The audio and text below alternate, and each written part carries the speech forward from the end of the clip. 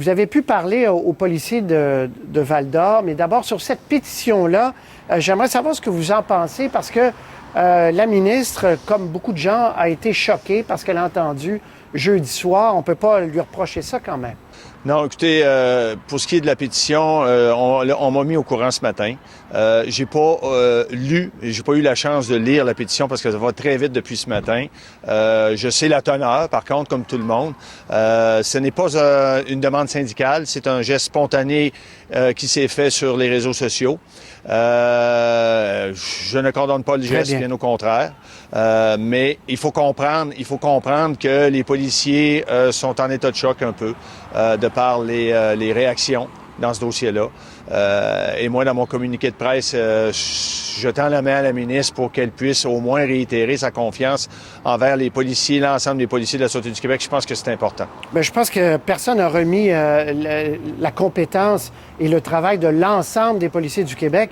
Mais ce que les gens ont demandé, puis ce qui a été fait vendredi matin, c'est que les policiers ciblés soient mis de côté, avec salaire en passant, donc soient suspendus. Vous êtes contre ce geste-là? C'est pas une prudence élémentaire de les suspendre? C'est une prérogative du directeur général. Je crois qu'il a utilisé ses pouvoirs, comme il se fait dans plusieurs enquêtes au niveau de certaines allégations de nature criminelle, surtout quand c'est des allégations de nature criminelle contre la personne.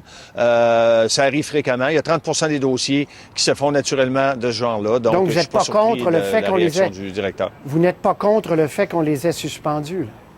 Non, ben pas nécessairement. Je peux pas dire que je suis pour, mais non, je ne suis pas contre. C'est usuel. Et naturellement, c'est ensaché dans les relations de travail, c'est ensaché dans des codes de procédure à l'interne chez nous. Et c'est usuel. Donc, on fera valoir les droits à temps et lieu, mais on n'en est pas là encore. Qu'est-ce que les policiers de la SQ de Val-d'Or que vous avez pu rencontrer cet après-midi vous ont dit? Qu'est-ce qui les choque? Est-ce que ce ne sont pas plutôt les gestes de leurs ex ou collègues qui devraient les choquer plutôt que le fait qu'on rende ça public depuis jeudi?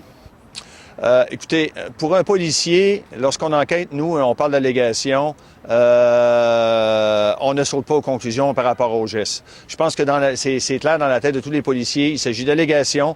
On va laisser le temps aux enquêtes de se faire, de faire la lumière là-dessus. Et s'il y a accusation, les membres en question devront se défendre, devront se représenter et on verra qu'est-ce qu'il va y avoir au bout du compte. Je pense que les policiers que j'ai rencontrés aujourd'hui sont face à une situation qui est difficile à résoudre par rapport à leur travail. Ils sont sans ressources pour travailler auprès de ce genre de clientèle et ils sont aussi... C'est un mélange de colère, d'incompréhension, de désarroi par rapport à la façon dont la société, en général, a traité le dossier.